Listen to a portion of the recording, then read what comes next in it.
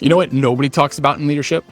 Those moments when you look ridiculous. I mean, really, absolutely ridiculous. Like when I was pitching text messaging for churches back in 2010 and getting those polite smiles that basically said, "Bless your heart, Tyler." Here's what I've learned after building Text in Church from that crazy idea. If you're leading well, you're going to look foolish before you look brilliant. And that's not a flaw in leadership. That's simply a part of the process.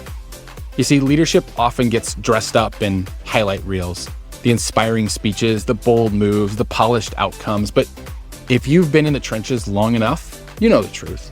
Real leadership is rarely shiny. It's messy, it's uncertain. And if you're going to do it right, there will be moments when you look a little silly. I can remember those early days here at Text in Church. We were trying something that most church leaders had never even considered, using text messaging for ministry follow-up. It sounded crazy. And honestly, there were times I'd pitch the idea and get nothing but blank stares. We were ahead of the curve, but that didn't make it any less uncomfortable.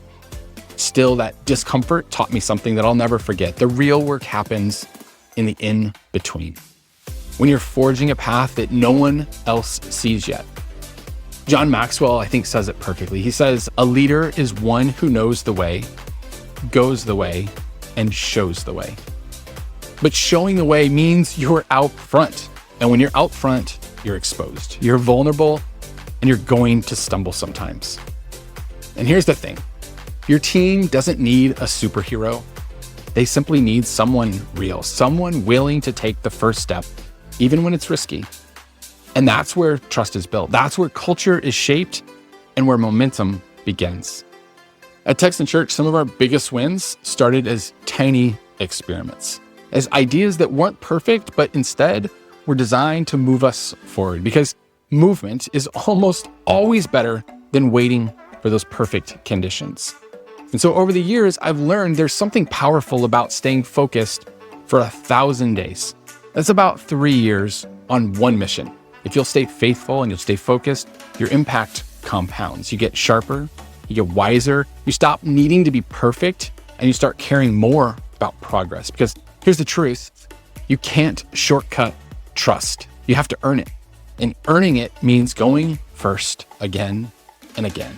It means being the first to say, "I don't have all the answers, but I think we can figure this out."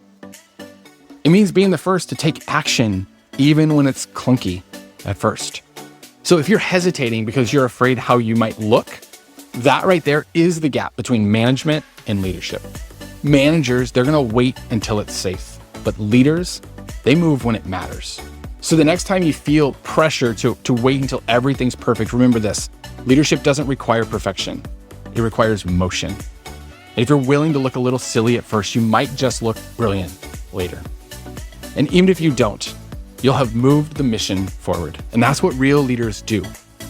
And so if you want to keep growing as a leader and build a culture that thrives, I put together a free 30-day leadership growth plan. It's packed with practical tools that have helped us to lead with clarity and confidence. You can find it in the link in the description below.